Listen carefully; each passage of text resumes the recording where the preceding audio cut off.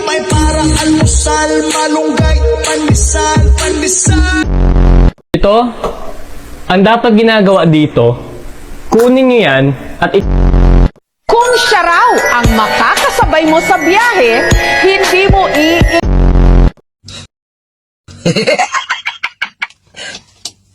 Talo!